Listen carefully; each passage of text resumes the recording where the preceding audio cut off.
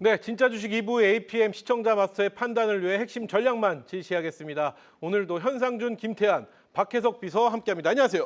안녕하십니까. 반갑습니다. 세 분의 의상이 각양각색입니다. 공통점은 안경을 다 쓰셨다는 거. 네. 그래요. 오늘 세 분과 함께 새 비서와 함께 달려가 보도록 하겠는데요. 우리 현상준 비서 지난주에 첫 비서의 수행을 하셨잖아요. 네. 어떠셨는지 짧게 한번 들어볼까요? 그래도 이제 시장에서 비서 일이기 쉽지가 않네요. 그렇죠. 쉽지 않습니다. 네, 그래도 시청자 여러분께 어느 정도 좀 좋은 종목들을 많이 골라드린 것 같고 또 저희 드렸던 종목 중에 또 목표가 또 달성한 것도 있으니까요. 그래요. 또 잠시 후에 또 말씀드리도록 하겠습니다. 좋습니다. 우리 김태환 비서는 어떠세요? 비서라는 이름 자체에 대한 어떤 부담감도 사실 있는 거고요. 네, 어려움도 그렇죠. 있습니다. 그렇죠. 그렇죠. 누군가를 또 그만큼 수행하고 만족을 시켜줘야 되는 건데 우리 시청자 여러분들께 그런 만족도 주셨는지 모르겠습니다. 만족 어느 정도 드렸다라고 저도 생각이 그래요? 되고요. 네. 정말 좋은 컨셉인 것 같습니다. 여러분들의 비서가 돼서 사실 뭐 주식 시장에 대해서 말씀도 드리겠지만 그래도 이제 보고서 종목이 그만큼 중요한데 그래요. 그에 따른 성과가 또 괜찮았기 때문에 오늘 방송에서도 꼭 기대해 주셔도 좋을 것 같습니다. 그래요. 우리 김태환 대표 의견도 들어봤고요. 채팅창에 비서 뭐예요? 듣기 좀 불편해요. 이런 글도 있습니다. 불편할 수 있죠. 저희도 어색합니다. 하지만 또 그런 마음을 또 이해해 주시기 바라면서 자 우리 박혜석 비서도 지난 시간 처음으로 함께 해주셨는데요. 어떠셨나요? 비서로서 만족도? 없습니다, 별로. 솔직하게 이야기 되죠. 솔직하게 이해하시면 됩니다. 어색합니다. 어색하시죠? 어색하고 저희는 저는- 그래도 비서잖아요. 예. 앞서 있는 1부는 예. 요리사입니다. 네. 비서 요리사의 지금 컨셉을 다 장착을 하고 달려가기 때문에 그래서 저희가 또 이러다가 또 비서에서 요원으로 변할 수도 있고요. 네. 다양한 컨셉을 가는데 어색하지만 그래도 시청자 여러분께 드리는 만족도는 어떠셨나요? 하던 대로 하면 비서가 되든 뭐가 되든 네. 잘 되지 않을까라는 생각을 하고 있습니다. 그래요. 우리 박혜석 전문가 갖고 있는 모든 것을 이 시간을 통해서 우리 시청자 여러분께 전해줬으면 하는 바람을 가져보면서 오늘 또 출발해 보도록 하겠습니다. 자, 시청자만 바라보는 APM 본격적으로 출발해 볼 텐데요. 시장의 분위기와 상관없이 우리 비서실은 냉정하기만 해야 됩니다. 자, 오늘 시장에서 시청자분들이 가장 궁금해하시는 빅캐스천으로 출발해 볼 텐데요. 먼저 첫 번째 퀘스천부터 만나보겠습니다. 보여주시죠. 자, 첫 번째 퀘스천입니다. 자, 로봇주 황골 탈퇴 LG전자 역사적 저점 외치는 증권가. 저희가 욕심이죠. 굉장히 다양한 이슈들을 하나의 제목으로 싹 다 모아봤습니다. 일단 LG전자 얘기를 안 해볼 수가 없는데 뭐라고 할까요? LG전자 실적에 대한 기대감과 피지컬 AI 모멘텀이 동시에 부각이 되면서 굉장히 좋은 모습을 보여주고 있는 그런 상황인데 어쨌든 오늘 로봇주의 얘기를 좀 해봐야 될 것 같습니다. 먼저 현 시점의 로봇주는 어떤 평가를 하고 계시는지 우리 현상준 대표, 현상준 비서께 먼저 여쭤볼게요.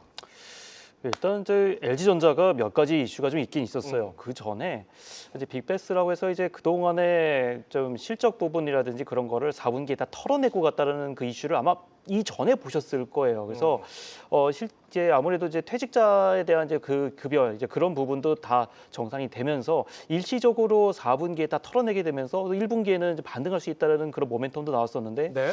그 이후에 사실 우리나라 이제 굵직한 여러 대기업들이 있습니다만 그 중에 LG전자만 빼고 다 로봇주에 어느 정도 편승해가는 모습이었어요. 근데 유독 LG만 좀 빠져 있었죠. 그래요. 근데 그러면서 LG전자의 좀 강한 모멘텀으로 로봇이 앞으로 기대가 되겠다 좀 나오면서 휴머노이드 사업 신사업을 기대감으로 좀 갖고 이제 나오고 있는데 오늘 20% 넘게 상승을 좀 해줬습니다. 네.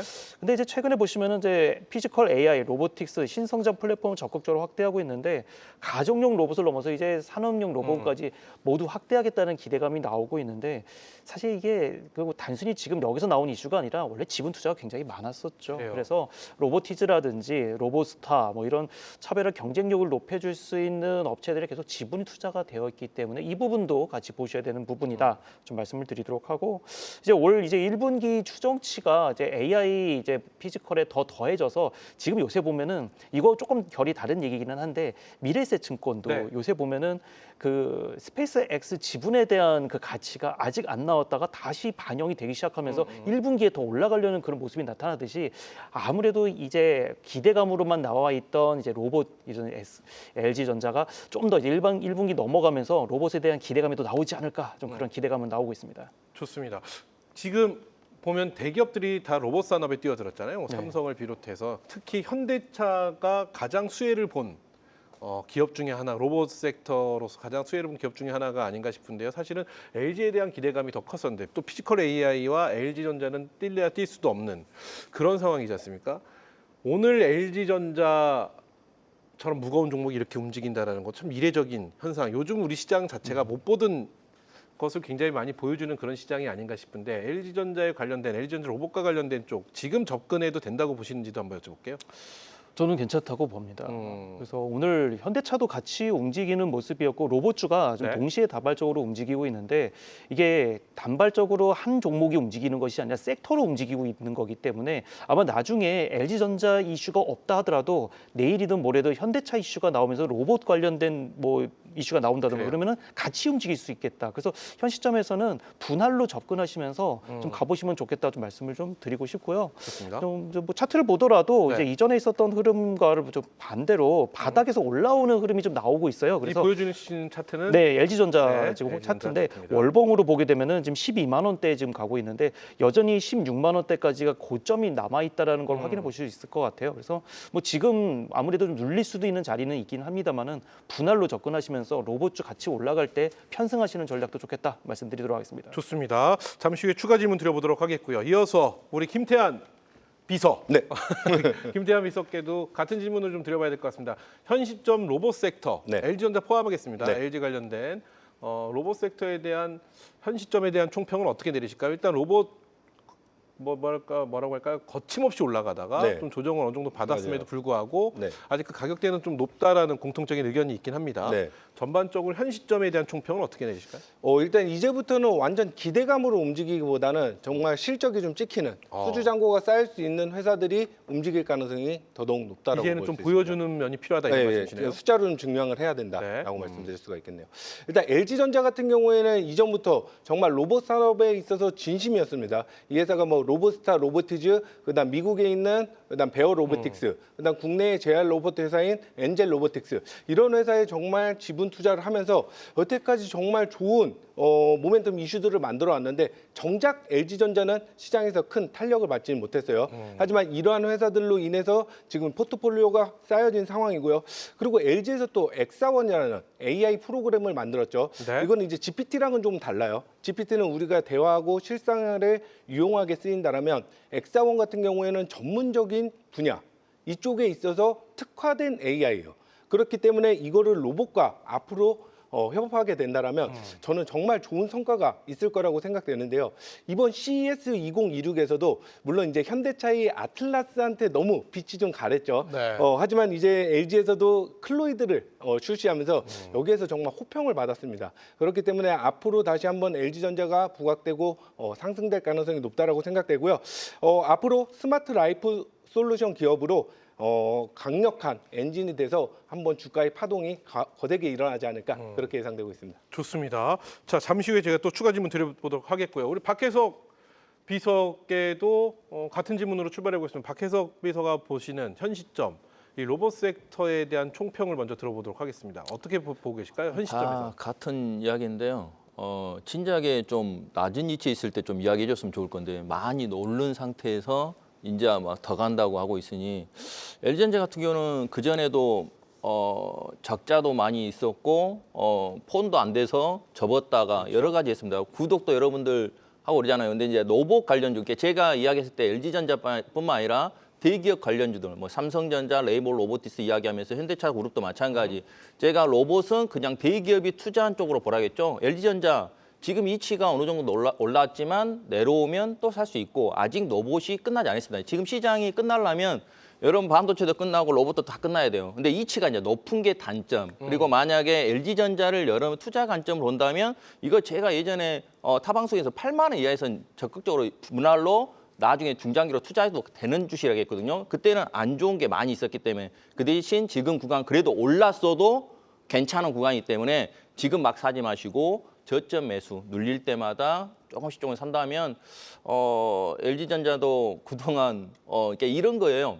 지금 보면 낮은 위치의 종목들이 순환매 돌고 로봇도 마찬가지, LG전자도 마찬가지 대부분 뭐 신고가 종목이 아니잖아요. 제가 여기서 계속 이야기했던 게 신고가 종목들은 눌릴 때 보고 바닥에 있는 종목들을 보라고 한 거죠. 반도체도 마찬가지고 대부분 이야기한 것처럼 LG전자도 마찬가지입니다. 지금 오늘 많이 급등했지만 눌릴 때 여러분들이 보신다면 괜찮을 것 같고 똑같은 이야기는 로봇은 계속 좋습니다. 가는 쪽이니까 그쪽 보시면 되겠습니다. 그렇다면 LG전자 관련된 로봇 쪽도 기존에 나와 있는 대형주처럼 이 로봇 그 대형주 단 안에 편승이 가능할 거라고 보시나요?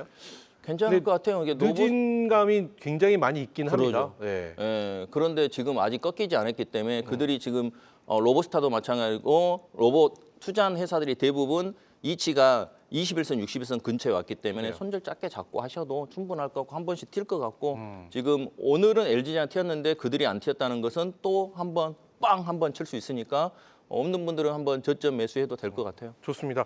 자, 그러면 질문을 이렇게 한번 드려보겠습니다. 피지컬 AI에 관련된 질문으로 좀 옮겨가야 될 것 같습니다. 지금 보면 젠슨 왕, 일론 머스크 두 경영자 모두 피지컬 AI를 산업 질서를 바꿀 초대형 시장으로 보고 있다라는 이야기를 했습니다. 피지컬 AI, 우리가 방금 LG전자도 말했지만 현대차가 사실 굉장히 좋은 모습을 보였던 것도 피지컬 AI. LG전자도 피지컬 AI 쪽에 좀 더 가깝지 않나 이런 생각을 해보는데 그러면 우리 현상윤 대표님, 피지컬 AI 본격화 속에 이 피지컬 AI인지 어떤 기준을 좀 잡고 좀 전략적으로 좀 가봐야 되지 않을까라는 생각을 해봅니다. 현상윤 대표가 생각하는 피지컬 AI 전략 좀 어떻게 봐야 될까요? 어떤 전략으로 가는 게 잘 설명할까요? 그러니까 이제 주식을 이제 사셔야 되는 네. 예, 신규로 사시는 분들이 제일 고심일 것 같아요. 아마 이미 매수를 하신 분들이야 계속 추세를 좀 보고 가시면 될 것 그렇죠. 같은데 신규로 지금 들어오시는 분들은 앞서 제가 언급드렸듯이 어느 정도 올라왔다라고 하면은 좀 늘리는 자리, 그러니까 분할로 들어가시는 전략이 좋다라고 좀 보고 있는데 한번 그러면은 간단하게 현대차를 잠깐 좀 보고 네. 한번 말씀을 좀 드릴게요. 현대차하고 로보티즈를 좀 두 개를 한번 말씀을 드려볼 네, 건데 네. 차트를 잠깐 보시게 이게 되면 어디 이게 있죠? 현대차 현대차. 종목입니다. 네. 자, 보시면은 이제 1월 21일까지 굉장히 가열차게 올라갔어요. 그러니까 이제 보시면은 이격, 그러니까 지금 이평선들이 이격이 많이 벌어지게 되면서 아무래도 과열 국면에 좀 진입을 했단 말이에요. 그리고 나서 거의 한 2, 3주 정도 거의 한 좀 정도 이제 조정이 좀 나오게 되면서 횡보를 좀 했는데 이렇게 좀 이격을 좀 좁히는 과정이 나오는 자리에서 매매를 하시는 것이 좋겠다 좀 보고 있어요. 그러니까 네. 로봇주는 많이 올라왔기 때문에 트레이딩 관점으로 보시는 것이 좋겠다라는 점을 항상 좀 말씀을 좀 드리도록 하고요.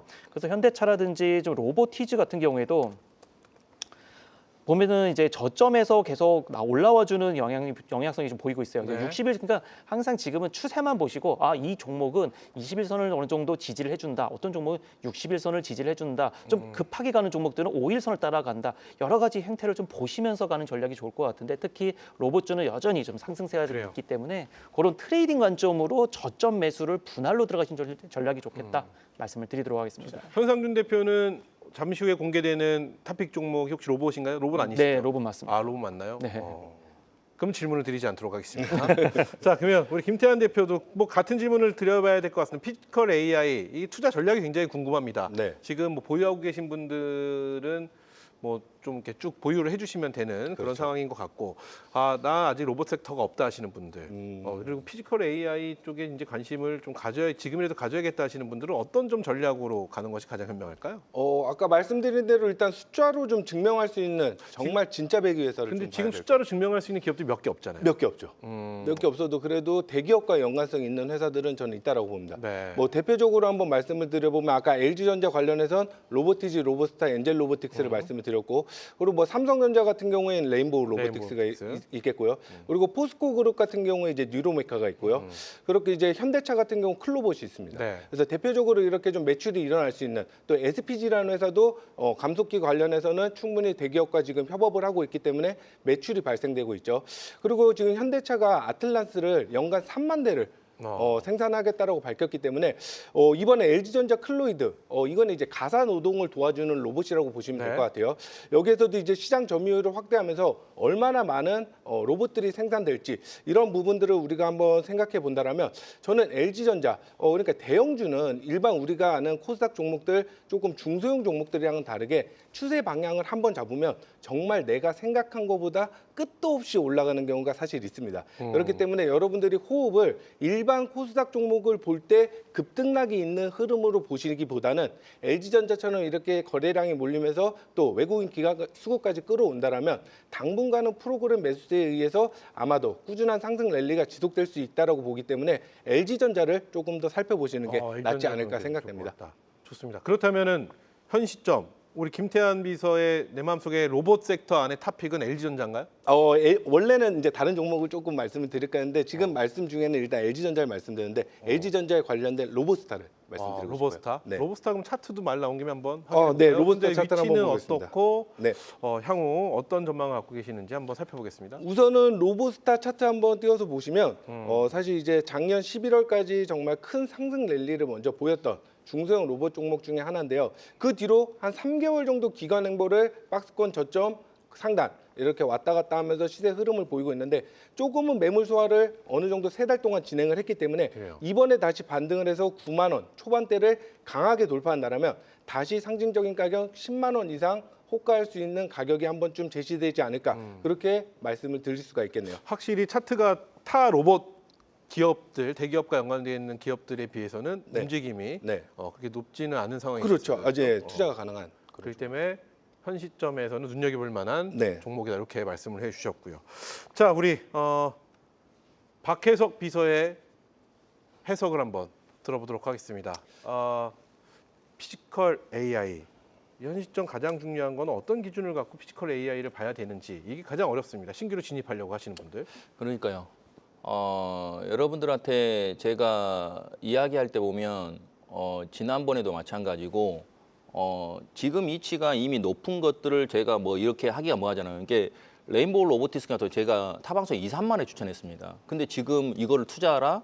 그런 말 못하겠죠. 근데 끝나지 않았어요. 제가 예전에 로봇 관련주 이야기했을 때 여러분 집에 이런 말 했을 겁니다. 어릴 때 아마 연배가 있는 분들은 1인 PC라는 자체를 알 거예요. 우리 어렸을 때 PC가 비쌌잖아요. 가정에 과연 PC가 있다? 상상 못했습니다. 지금 젊으신 분들은 PC 다 있잖아 이럴 수 있지만 우리 연배 정도 된 사람들은 그때 당시에 PC가 엄청 비쌌단 말이에요. 똑같아요. 로봇 자체가 지금 가정에 다 여러분들이 요리도 할 것이고 아직 시작도 안 했죠. 이런 부분을 보았을 때는 여러분들이 아직 멀었거든요. 그러면 여러분들이 만약에 내가 굵은 주식을 좋아한다. 그러면 나는 현대차 그룹. 현대차가 됐든. 근데 이 현대차도 이미 저는 바닥에서 작년 6월이죠. 작년 6월에 유튜브에서 추천했기 때문에 올라갈 때 아니면 지금 이격 좁혀 있잖아요. 여러분들이 차라리 물려도 그쪽으로 적립식 투자해갖고 해도 되고 내가 이제 코스닥을 하는데 레인보우 로보티스 지금 이러고 비싸는데 여러분들 투자한다? 그걸 못해도 어찌됐든 버티고 있고 가가 대장이에요. 가가 꺾이면 그가 똑같아요. 반도체에서 삼성전자가 꺾인 것처럼 레인보우 로보티스가 꺾이면 시장 다 또 로봇 관련 꺾이거든요. 그들이 또 레인보우 로보티스 같은 경우가 또 이격 좁혔으니까 그거를 여러분들이 또 매매를 같이 하시면 될 것 같고 마찬가지입니다. 제가 이렇게 여러분들 여러 종목이 있지만 뭐 소프트웨어도 있고 여러 가지 있지만 이런 굵은 주식이나 그리고 뭐 대기업들이 투자한 기업에 투자하라는 이유는 여러분들이 물려도 수익 날 수 있는 거. 왜 그러냐면 로봇은 아직까지 형체가 뭐 수익이 나고 이게 없잖아요. 레인보우 로보티스도 삼성전자가 그렇게 지분을 투자했어도 아직 실적 없잖아요. 그러니까 여러분들이 삼성전자를 믿고 예를 들어서 현대차 그룹을 믿고 LG전자 그룹 믿고 그들이 투자를 했고 지분을 늘렸다는 자체는 비전이 보이고 그리고 끝나는 그냥 허상의 테마가 아니잖아요. 로봇은 허상이 아닙니다. 예전에 뭐 고래 같은 거 뭐 이렇게 유전 나온다 이런 것은 허상이지만 나와야지 되는 거잖아요. 로봇은 우리가 그대로 가는 거고 그대로 가는 거 자율주행도 마찬가지로 다 지금 이어지고 있는 거잖아요. 이게 지금 4차 산업이에요. 4차 산업이 이어지고 있는 부분이기 때문에 여러분들이 로봇은 아직 안 끝났다. 그 대신 그래요. 투자가 아닌 매매랑 같이 섞어서 여러분들이 꼭 나중에 꼭지에 물릴까봐 걱정한 마음으로 이야기하니까 그 점 좀 체크하시면서 보시면 좋을 듯 싶습니다. 박혜석 비서의 말을 좀 정리해 보면 이겁니다. 현재는 B2B로 움직이고 있는 로봇 산업이 B2C까지 번지기 위해서는 굉장히 많은 시간이 필요할 것이고 그때까지 충분히 우리가 지켜볼 만하다. 그리고 현재는 뭐 이게 피지컬 AI든 산업용 AI든 그것보다는 대형주 단 위주로 보는 것이 훨씬 더 현명한 전략이 아니겠느냐라는 말씀을 해석하면 되겠죠. 예, 맞죠. 이렇게 짧은 얘기를 이렇게 길게 해주셨어요. 아니, 그냥 불안하니까요. 그래요. 근데 굉장히 귀에 쏙쏙 들어왔어요. 네, 1인 불안하니까. PC 세대. 예. 우리가 다 같은 세대일 것 같은데 그렇죠. 1인 PC 세대가 좀 기억이 나기는 합니다. 그렇죠. 좋습니다. 자, 이렇게 해서 뭐 로봇 섹터에 대한 이야기 저희가 만나봤는데요. 추가적으로 더 하실 말씀 있으시면 들어보고 없으시면 다음 캐스천으로 넘어가 보겠습니다. 자, 그럼 계속해서 다음 캐스천 만나보도록 하겠습니다. 보여주시죠. 자, 다음 캐스천입니다. 에이프릴바이오, 호재의 상, 제약바이오, 투심, 봄오나 이런 키워드 헤드라인인데요. 자, 먼저 우리 현승준 대표부터 먼저 여쭤보겠습니다. 이것도 지금 제약바이오에 대한 현 시점에 대한 총평을 안 여쭤볼 수가 없는 게 이게 사실은 생각보다 코스닥에서 제약바이오가 좀 움직여줘야지 코스닥이 확실히 힘을 낼 텐데 제약바이오가 이렇게 쑥 움직이는 듯한 모습은 안 보이고 그리고 에이프릴바이오라든지 아니면 알테오제라든지 이런 종목 개별 종목 단으로 하나씩 툭툭 이게 치고 올라가고 이런 분위기이기 때문에 글쎄요 이게 마중물 역할을 해줄지 여러 가지가 좀 궁금하긴 합니다. 제약바이오 투심의 봄이 올까요? 어떻게 현 시점 어떤 평가를 하실까요? 여기 제약바이오 올라가려면은 알테오젠이 올라가줘야 돼요. 알테오젠이 올라가야 네, 된다. 알테오젠만 보시면 됩니다. 사실 알테오젠이 지금 아무래도 이제 이전까지만 해도 이제 코스닥 시총 1위였는데 이제 아무래도 좀 큰 종목이다 보니까 그거를 기준점을 두고 보시면 좋을 것 같아요. 아까 대표님께서도 말씀 참 잘 주셨는데 그런 대표적인 종목들 그런 것들이 아무래도 그 부분에 이제 시기를 좀 두고 보시면 좋을 것 같아요. 알테오젠이 그렇지를 못해서 또 그리고 또 에이프릴 바이오 같은 경우에는 어제만 해도 급락이 나왔었어요. 네. 근데 그 나왔던 사유를 보게 되면은 이제 가지고 있었던 임원진들이 임상에 대한 부분에서 좀 미진할 수도 있다라는 어떤 그런 예측을 해서 그런지 모두 더 던지는 그래서 8만 주가 나왔습니다. 그러니까 임원진 내에서도 사실은 이거에 대한 물론 이제 뭐 안에 내부 사정은 좀 더 봐야 되겠습니다만은 그만큼 예측하기가 굉장히 어렵다라는 거죠. 어떤 내부 사정은 좀 모르겠습니다만은 그래서 그만큼 예측이 좀 어느 정도는 돼야 그래도 투자하시기에 좀 용이하실 텐데 제약바이오는 그런 부분이 조금 아쉽다라는 거. 그래서 지금 어느 정도 제약바이오가 많이 올라왔고 요새 보면은 코스닥이 조금씩 올라오는데도 바이오가 움직이지는 않은데도 올라가고 있어요. 그러니까 지금 보면 2차 전지라든지 로봇 섹터 다른 섹터들로 끌고 올라갈 수 있다는 점을 확인했다는 걸 기관에서 매매가 확인이 됐습니다. 그러니까 바이오는 좀 사실 저는 그래요. 바이오는 좀 한다면은 비만 치료제 정도까지만 좀 보시는 것이 조금 더 눈에 보이는 매매가 좀 되지 않나 좀 그렇게 좀 보고 있습니다. 그러면 비만 치료제 안 그래도 제가 그 제약바이오 어느 쪽을 보면 좋을까요라는 질문을 드리려고 했는데 비만 치료제라고 말씀해 주셨습니다. 그렇다면 그 비만 치료제 섹터에 있는 종목 들어가야 될 시기는 언제쯤이라고 보시나요? 저는 최근에도 G2G 바이오를 무료 방송에서 많이 말씀을 드리기도 했었고 또 그 관련된 종목들 좀 많은데 아직 보면은 바닥에서 올라올 만한 종목들이 꽤 많아요. 그래서 그래요? 지금도 나쁘지는 않다. 분할로 접근하시기에도 지금은 괜찮다라는 좀 얘기고 게다가 이제 경구용 치료제에 대한 기대감이 또 다시 나오고 있기 때문에 최근에 보면 계속 주사로 맞는 그런 이제 치료에서 이제 먹는 쪽으로 바뀌게 되면서 경구용으로? 확대가 돼 경구용으로 많이 나오게 되고 있죠. 이런 거를 좀 보게 된다면은 뭐 일동제약이라든지 관련된 종목들 도 같이 바닥에서 보면 좋겠고 한미약품도 마찬가지예요. 그럼 마지막 질문으로 우리 현상준 대표가 이렇게 질문 드려볼게요. 현 시점 제약바이오에서 눈여겨보는 섹터는 비만 치료제인데 네. 그 안에 탑픽 종목은 어느 종목이라고 생각하시나요, 현상준 대표는?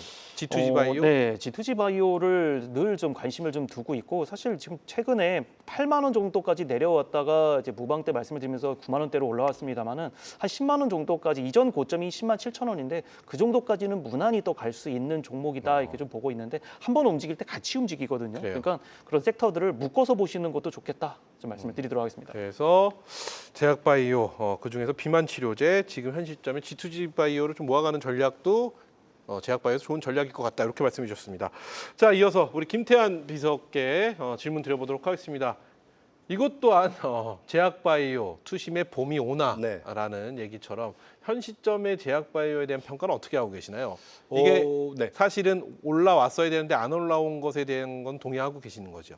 아니요, 동의 못하고. 동의 안 하고 네. 계세요? 제가 보는 바이오 종목들은 사실 너무 좋아서. 너무 좋았다고 보시나요? 네, 너무 좋아서 사실 물론 다 좋았다라고 말씀을 드리기는 예, 어려운데 물론 그렇지만 당연히 모멘텀이 있고 좋은 매출에 대한 또는 신약 개발에 대한 모멘텀, 임상에 대한 모멘텀이 앞에 있는 이러한 종목들이 당연히 좋을 수 있는 거지 전체적인 업종이 끌고 가기에는 그러니까 지수 네. 코스닥에 대한 지수를 끌고 갈 만큼의 힘은 아니지만 지금은 아니에요. 확실히 보면. 아니지만 개별 종목의 흐름 굉장히 좋았던 종목이 많다. 이렇게 네, 보시는 저는 거죠? 정말 많았다라고 봅니다. 그래요. 계속 말씀해 주시죠. 네, 일단 여기도 이제 좀 숫자로 좀 증명을 해야 될 것 같아요. 로봇, 그러니까 바이오 업종도 이전에는 숫자로 증명하기 전에 어떠한 임상이 있다. 뭐 이러한 이슈에만은 뭐 쉽게 움직였다라면 지금은 좀 상황이 달라진 거라고 보여집니다. 오늘 일단 우선적으로 한번 말씀을 드려보면 셀트리온이 이제 셀트리온 헬스케어랑 합병하고 난 뒤에 네. 조단위 매출을 기록했죠. 그러면서 이제 합병 이후 이렇게 숫자가 찍힌 건 상당히 고무적이라는 평가예요. 그래서 앞으로 제약바이오에 대한 평가 시선이 달라질 수 있다라고 말씀을 드릴 수가 있겠고요. 그리고 이제 진펜트라라는 걸 앞으로 미국에서 판매를 하게 됩니다.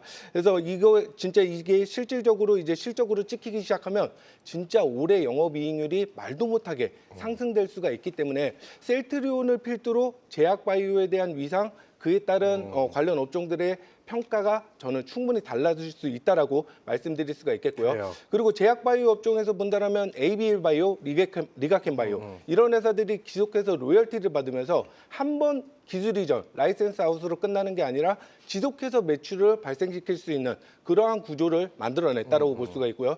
그리고 제가 최근에 말씀드렸던 이제 셀비온이라는 종목 역시 최근에 이제 신약 개발을 앞두고 있는 회사다 보니까 그래요. 그에 관련된 이슈 모멘텀이 한번 작용되면서 최근 이틀 만에 37%가 급등하는 시세를 보이기도 했습니다. 정말 저 멤버십 하시는 우리 회원님들 너무나도 축하드리겠고요.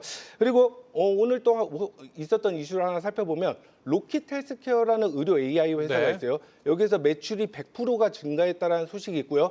영업이익이 적자에서 흑자로 돌아섰다는 소식에 장중에 15%까지 급등하는 시세가 있었기 때문에 잘 살펴본다라면 너무나도 좋은 업종의 종목들이 많지 않을까 그렇게 말씀드릴 수가 있겠네요. 그래 일단 모멘텀이 있는 쪽을 보면 좋을 것이라고 말씀해 주셨는데 너무 어렵습니다. 그렇다면 이렇게 질문 드려볼게요. 앞서 현상준 대표는 그래도 현 시점에는 비만 치료제 쪽을 보는 것이 가장 좀 현명하지 않을까라고 말씀해 주셨는데 우리 김태한 대표는 이 제약바이오에도 섹터가 굉장히 많습니다. 신약 물론 임상에 대한 두려움은 있지만 네, 있죠. 신약이 있고요. 뭐 CDMO, ADC, FDA 네. 그리고 또 뭐 비만 치료제, 치매 치료제 그렇죠. 그리고 대형주 단으로도 요새 또 나눠야 됩니다. 그렇죠. 맞아요. 그리고 또 하나를 나눈다면 실적. 실적. 네. 실적이 확인되는 이 여러 가지 이 제약바이오의 섹터들이 나열이 되어 있는데 이 중에서 어느 쪽을 보고 계시는 건가요? 그래도 저는 이제 비만 치료제 같은 경우 이제 제가 작년부터 너무나도 선호했고 이쪽 관련 종목들이 진짜 완전 빠삭하게 제가 다 깨고 있거든요. 그래서 저는 사실 이제 비만 치료제는 뭐 D&D 파마텍부터 해서 일동제약, 한미약품, 뭐 인벤티지랩 너무나도 많은 종목들로 성과를 이뤄왔습니다. 네. 그래서 지금은 저는 비만 치료제보다는 ADC 이중항체나 오히려 자체 신약 개발을 바로 코앞에 앞둔 기업 이런 기업들이 조금 더 모멘텀이 크게 작용되지 않을까. ADC나 네, 신약 계약. 개발 쪽을 눈여겨 보신다. 좋습니다. 그럼 탑픽 종목 안 여쭤볼 수 없죠. 네. 이 중에서 우리 시청자분들이 ADC와 신약 쪽을 일일이 공부하시기에 굉장히 바쁩니다. 그래서 저희가 있는 거고요. 자, 비서진으로서 이 안에 탑픽 종목은 어느 종목을 보고 계실까요? 저는 일단 탑픽 종목은 셀비온이라고 사실 말씀드린 두 종목을 말씀드릴게요. 그래요. 죄송한데 셀비온은 제가 이제 37%가 올라왔고 오늘은 조금 눌렸기 때문에 이 회사 같은 경우는 제가 작년부터 계속 강조드렸던 게 신약 개발이 6개월 앞으로 다가왔던 건 사실 바이오 업종에서는 바로 코앞에 있다라는 거예요. 그래서 계속 관심권에 둬야 되고 그 종목을 딱 일요일, 월요일 이렇게 말씀드리면서 올라온 건데 이 종목을 말씀드리면서 한 종목 더 말씀드리고 싶은 건 삼성 바이오로직스에서 인적 분할한 삼성 에피스홀딩스를 한번 말씀을 드리고 싶어요. 네. 왜냐하면 이제 삼성 바이오로직스가 그동안 고객사로 가지고 있던 화이자랑 노바티스 같은 빅파마들한테 이들이 우리가 이제 생산을 맡기면 니네가 이걸 복제약을 만들면 어떡하냐 이런 부분이 불신들이 있었어요. 그렇기 때문에 이번에 인적 분할을 하면서 삼성 에피스홀딩스로 이렇게 인적 분할을 한 거거든요. 그렇기 때문에 우리가 살펴본다라면 이제 바이오 시밀러 쪽에서 기업으로 본다면 삼성 에피스홀딩스를 보시는 게 좋을 수 있다라고 정리해드리겠습니다. 둘 중에 하나를 선택하신다면 삼성 에피스홀딩스 같습니다. 네, 맞죠? 그렇습니다. 네. 좋습니다. 우리 박혜석 비서의 이제 의견을 들어보도록 하겠습니다. 자, 제약바이오 현 시점 저는 사실 지금 김태한 비서는 그래도 좋았다라고 평가를 해주시는데 저는 코스닥의 지수를 봤을 때는 속이 양이 안 차거든요. 바이오가 올라줘야 된다는 생각을 하는데 그래서 좀 속 시원한 흐름은 없었는데 현 시점 우리 박혜석 비서는 제약바이오에 대해서 어떤 의견을 갖고 계신지부터 한번 여쭤보고 싶어요. 우리가 여기에 있는 것도 마찬가지고 우리 시청자님이 이렇게 보는 것도 마찬가지겠죠.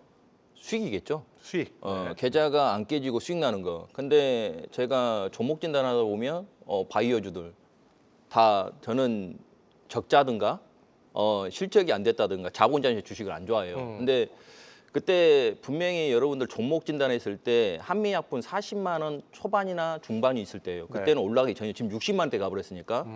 근데 뭐라겠어요? 실적이 있는 주식을 투자라. 우리는 제약바이오는 여러분들 영원한 겁니다. 제약은. 왜? 우리가 살만하면 오래 살고 싶잖아요.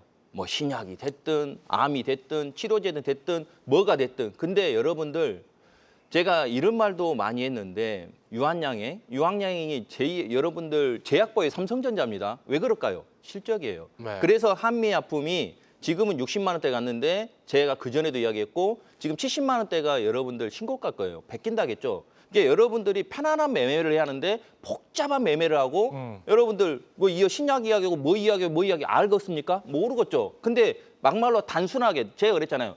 돈을 벌라고 여러분 주식합니다. 네. 단순하게 여러분 실적되고 여러분이 아는 주식. 오렌 버핏 할아버지가 왜 돈을 벌었습니까? 그분이 하는 말. 본인이 아는 주식을 해라. 복잡한 거 하지 마세요. 쉽게 하는 게 가장 중요하다는 거. 그리고 여러분들이 돈을 벌 수 있으니까 그 점 꼭 기억하시면 좋을 듯 싶습니다. 그럼 안다라면 뭐 안다란다라는 게 굉장히 좀 광범위합니다. 제약바이오 섹터도 광범위한데 그럼 본인이 아는 주식이라고 한다면은 사실 우리 개인 투자자분들이 뭐 신약에 대한 개발이라든지 ADC라든지 FDA라든지 뭐 이런 것에 대해서 알기가 좀 힘들잖아요. 그럼 그러니까 학습은 실적이 되는 주식을 해야죠. 실적 결국 실적이 되고 한미약품도 비만 치료제 하잖아요. 이해했습니다. 그러면 비만 치료제도 이상한 개별주 하지 말고 차라리 한미약품을 하면 편안하잖아요. 결국 실적. 좋습니다. 실적으로 지금 눈여겨보는 종목이 혹시 있으신가요? 저는 한미약품입니다. 한미약품. 이 신고가 간다. 지금 사는 게 아니라 눌릴 때. 그래서 눌릴 때. 그때 종목 진단할 때 45만 원 급락했을 때도 차라리 이쪽으로 사세요. 올라가잖아요. 그래요. 좋습니다. 자, 여기까지 이야기 나눠보도록 하겠습니다. 이렇게 해서 오늘 시장의 주요 이슈를 저희가 다룬 두 가지 빅퀘스천 우리 시청자 말씀께서는 어떻게 판단하셨을지 궁금합니다. 자, 이제 다가올 또 내일장을 위해 내일 전략 리포트로 보완 정리하도록 하겠습니다.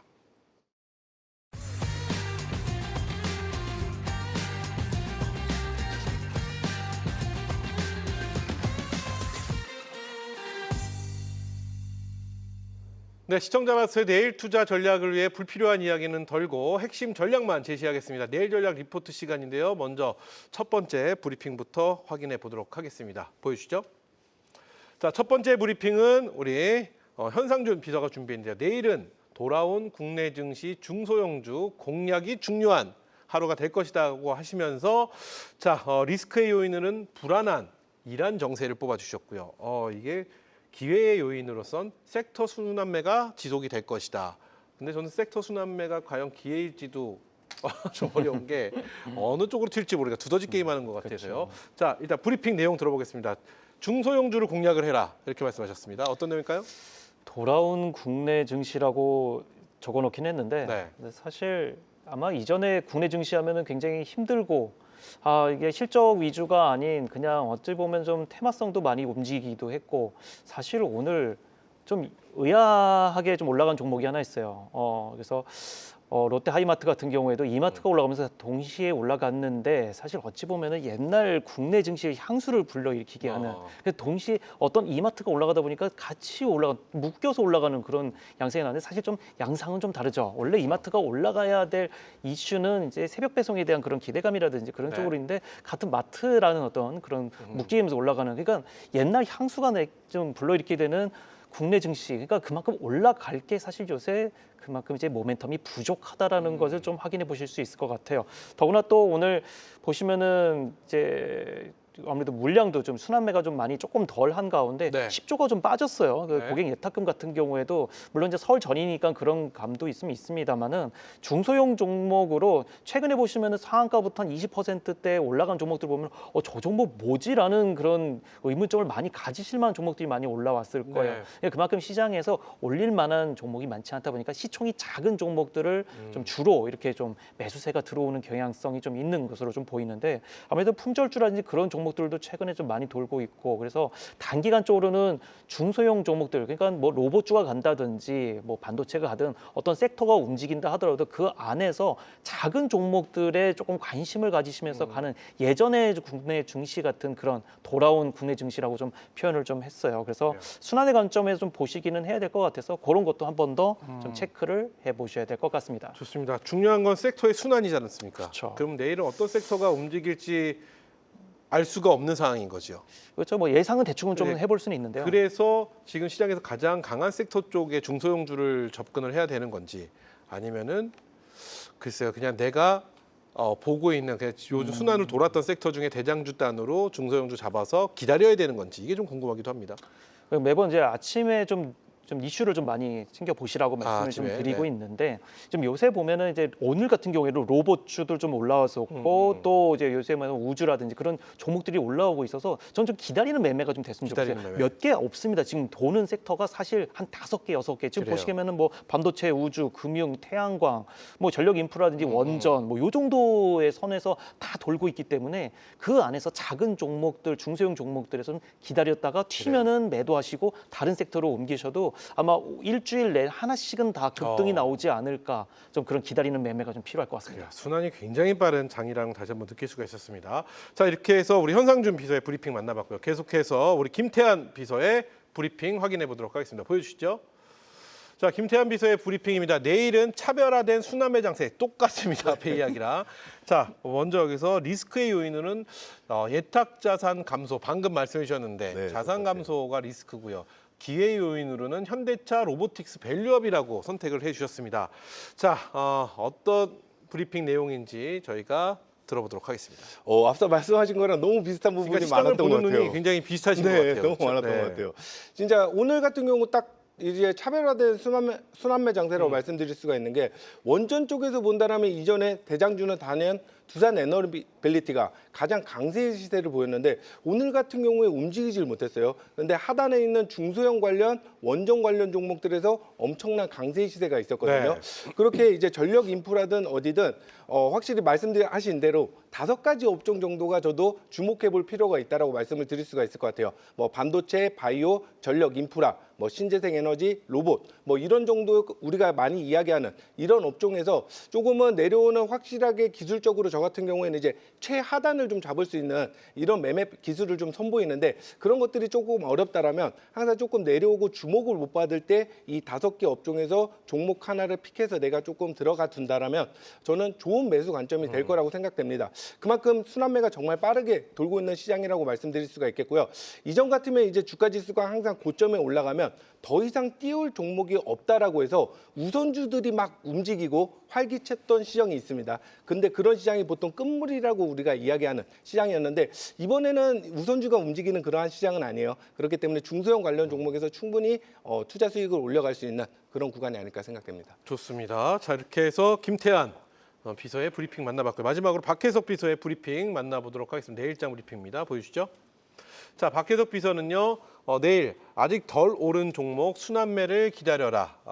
그리고 리스크의 요인으로는 만기일과 연휴고요. 기회 요인으로는 변동성 순환매 장세.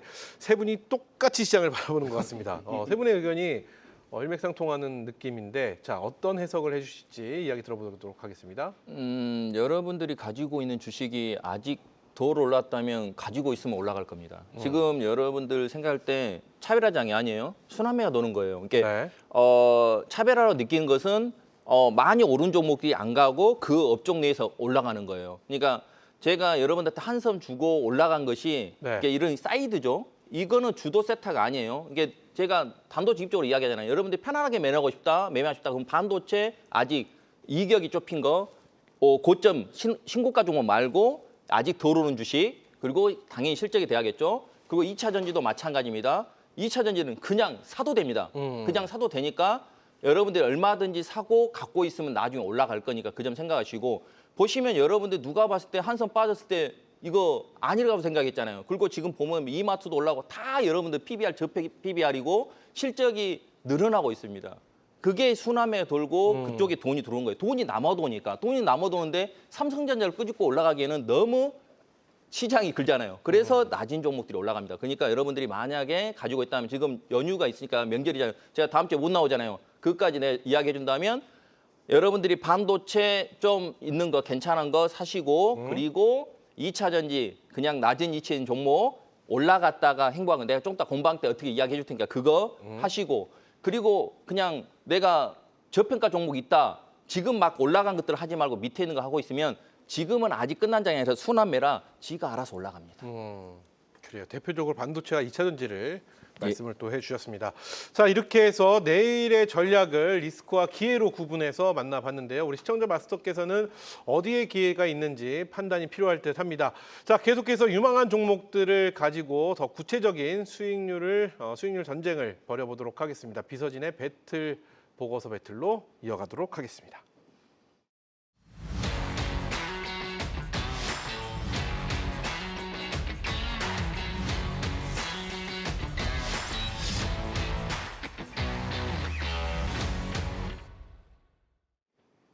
네, 시청자를 위한 시청자만 생각하는 시청자 마스터의 비서실 APM 함께하고 계십니다. 자, 계속해서 이어지는 시간 오직 실력과 수익률로 승부하는 비서진의 보고서 배틀 시간입니다.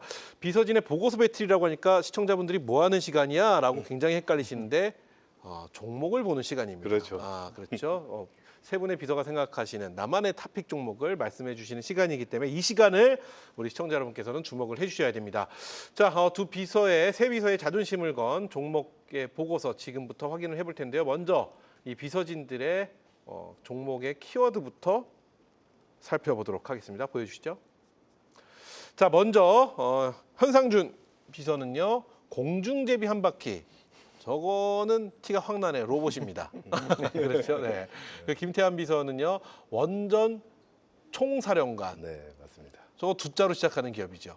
아닌가요? 아닙니다. 그래. 총사령관이라니까 뭔가 조금 궁금해지기도 하고요.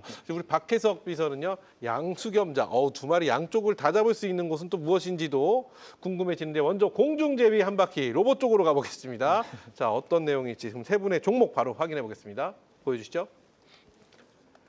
자, 공중제비 한 바퀴 나왔는데요. 종목 가보겠습니다. 먼저 우리 현상준 비서의 종목은 현대글로비스입니다. 공중제비 한 바퀴가 근데 왜 나왔을까요? 현대니까. 그렇죠. 이제 현대차 관련되기도 하고 이제 요새 로봇주죠. 사실은 이제 현대차가 이제 자동차주가 아니에요. 그래서 제가 현대차를 또 말씀드리려고도 했는데 현대차가 조금 무거우니까 혹시 이제 맞습니다. 똑같이 현대차, 현대오토에버, 현대글로비스 다 관련된 종목에서 뭐 하나가 가져가셔도 될 것 같고 아무래도 이 로봇주 한번 상승하게 되면 3, 4일이 연달아서 올라가는 그런 경향성이 있어요. 그래서 최근에 5,000포인트 이상에서도 외인이 3거래일 연속 매수해졌다는 그 부분도 좀 보셔야 될 것 같아요. 그래서 아마 영상도 많이 보셨을 거예요. 아틀라스가 좀 더 진일보한 모습을 많이 보여주고 있는데 앞으로 실질적으로 이제 현장에서 투입할 수 있는지 그 부분을 좀 체크해보는 그런 시간을 좀 많이 가져가는 것 같아요. 그래서 작년 연결 영업이익 같은 경우에도 현대글로비스가 2조 넘게 잘 나와줘서 전년 대비해서도 18% 넘게 나와줬는데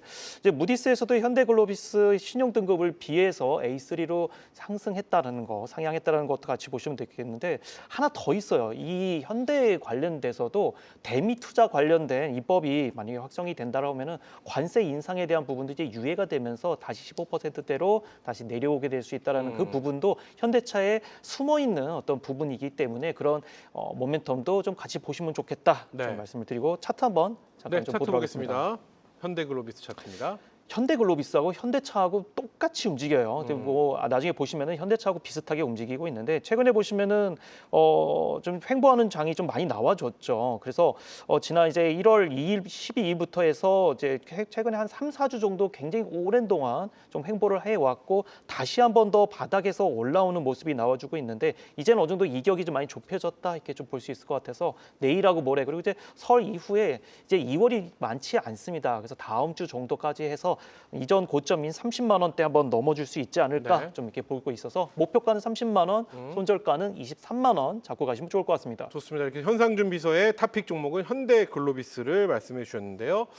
요즘 현대자가 앞에 들어가면 굉장히 좀 뜨거운 모습을 보였습니다. 현대글로비스 만나봤고요. 계속해서 우리 김태한 비서의 종목은 한미글로벌입니다. 네. 근데 앞서 키워드가 원전의 총사령관이라고 하지 않았어요? 네, 맞아요. 그래요. 한미글로벌이 원전의 총사령관인가요? 그렇게 제가 몰라서- 말씀드릴 수가 있을 것 같아요. 그래요. 어떤 내용인지 궁금합니다. 왜냐하면 일단 그 부분부터 말씀을 드려보면 이제 원전 설계랑 그다음에 뭐 기자재, 설비 이런 쪽으로 나뉘잖아요. 네네. 근데 이런 모든 것들을 총괄 지휘 감독하는 게 한미글로벌이 하는 PM 영역이라고 말씀을 드릴 수가 있어요. 네. 그래서 뭐 물론 이 원전 관련의 대장의 총사령관의 뜻이 아니라 원전 사업에 있어서 총 모든 것을 아우르는 그런 기업으로 볼 수 있기 때문에 어떻게 보면 이제 서비스 기업이에요. 그렇기 때문에 매출에 대한 영업 이익률이 훨씬 더 높게 측정될 수 있는 그러한 회사인데요. 얼마 전에 이제 루마니아 원전 1호 체르나보다 이게 이제 원전 1호기로 채택이 되고 거기에 따른 매출이 100억 원 정도 발생이 되었죠. 그래서 글로벌 레퍼런스까지 확보해둔 상황이고요. 최근에 있었던 이슈를 한번 보면 영국의 테너 앤 타운젠드라는 회사와 제휴를 통해서 외국에 이제 앞으로 계속해서 원전 수주에 나설 기업으로 여러분들이 보시면 좋을 것 같습니다. 앞서 말씀드린 대로 원전을 직접적으로 설계하고 짓기보다는 이걸 가지고 이제 앞으로 막 원전을 어떻게 하면 더 좋은 비용과 좋은 기간을 가지고 이렇게 착공해서 운영을 할지 이런 부분들에 대해서 살펴봐야 될 회사인데 최근에 시세 흐름이 크게 올라오지 네. 못했다라는 부분이 좀 매력적으로 보입니다. 차트를 한번 놓고 보도록 하겠습니다. 보시면은 차트가 바닥에서 조금은 우상향하는 흐름의 형태를 띄우면서 조금은 고개를 든 그런 모습인데요. 그렇기 때문에 여러분들이 다가가기에는 정말 부담 없는 가격대라고 생각되고요. 그렇기 때문에 이 종목이 앞서 말씀드린 대로 뭐 현대도 뜨거웠지만 물론 한미도 뜨거웠는데 네. 여러분들이 아시는 한미 반도체랑은 같은 그룹은 아니에요. 네, 한미 글로벌이라는 다른 회사인데 그래도 우리가 좀 살펴보서 원전에 뒤늦게 이렇게 폭주하는 시세로 키 맞추기를 할 수 있는 종목이라고 말씀을 드릴 수가 있겠고요. 아무래도 24년 4분기 실적은 조금은 예상치가 그렇게 좋지 못한 상황이에요. 오히려 더 좋습니다. 4분기 실적이 이제 나오고 난 뒤에 26년 1분기부터 실적을 우리가 기대해 볼 수 있다라고 말씀드리겠고요. 목표가는 28,000원 제시해 드리겠고 손절가는 16,000원 말씀드리도록 하겠습니다. 네, 한미글로벌 목표가 28,000원, 손절가 16,000원 제시해 주셨습니다. 우리 김태한 비서의 탑픽 종목으로 한미글로벌 만나봤고요. 자, 이어서 박혜석 비서의 탑픽 종목은 태광인데요. 태광 양수겸장이라는 키워드를 쓰셨는데 태광을 선택하셨습니다. 예. 태광이 뭔가 두 마리를 잡을 수 있다 뭐 이런 건가요? 두 가지 섹터가 태광 안에 예, 들어와져 있다. 섹터가 여러 개 엮여 있는 걸 좋아하는데 그래요. 피팅 관련도 되고 조선 기재도 되고 또 원전에도 엮여 있으니까 여러분들 그 실적도 됩니다. 그 대신 이제 제가 매번 말할 때 같이 이치가 낮은 건 아니에요. 그 대신 아직 신고가를 안 갔기 때문에 여러분들이 올해 아마 실적이 계속 늘어날 걸 예상하고 있으니까 한번 보시면 될 것 같아서 한번 기술적 분석 한번 보겠습니다. 네. 차트를 보시면 이 이치 자체가 높죠. 높은데 여기서 어찌됐든 고점에서 이렇게 모양을 만들고 있기 때문에 한번 여러분들이 여기서 한번 들어가시면 좋을 것 같아서 가져왔습니다. 그래서 매수가는 지금 여기서 막 무조건 들어가지 마시고요. 시초가부터 해서 분할로 매수해서 한 25,000원까지 이렇게 분할로 사시면 될 것 같고요. 목표치는 1차는 일단 35,000원 잡겠습니다. 네. 35,000원 정도 잡으시고 그리고 손절은 또 잡아야 하니까 15,000원 정도 잡으시면서 하시면 될 것 같습니다. 좋습니다. 태광 양수겸장이라고 15,000원 했으니까 너무 긴 것 너무 길다. 2만 원 잡겠습니다. 2만 원. 어떤 거 목표가를 예, 2만 원. 목표가는 그대로 35,000원 하고요. 35,000원? 15,000원 너무 길어버리면 손절이 너무 크니까 2만 원 잡도록 하겠습니다. 손절가는 2만 원으로 예. 수정을 해주셨는데, 자 태광 양수겸장이라고 하셨습니다. 뭐뭐 품고 있나요? 태광이 일단 원전 있고요. 조선 기자재 있고 조선 여기 피팅하기 기자재. 때문에 원전도 다 밸브가 필요하고 그러잖아요. 네네. 그러니까 조선도 저는 아직 안 끝났다고 보거든요. 조선은 너무 이치가 높기 때문에 그래도 태광 같은 꾸준하게 지금 우상향 올라가고 있고 올해 실적이 늘어나기 때문에 저는 뭐가 됐든 실적이 돼야 그게 나중에 수익으로 발전을 한다고 생각하기 때문에 저는 제 방송을 계속 듣는다면 웬만하면 실적이 되는 주식 그리고 만약 실적이 안 되고 뭐 패턴을 준다든가 아니면 재료를 준다면 아마 선수들이 하는 매매라고 하시면 되겠고 이거는 내가 높은 위치인지 낮은 위치 이야기해서 낮은 위치가 아니기 때문에 네. 좀 매매랑 같이 손절 잡고 하시면 좋을 것 같습니다. 좋습니다. 이렇게 해서 박혜석 비서의 탑픽 종목은 태광이었습니다. 목표가 35,000원, 손절가 2만 원 제시해 주셨습니다.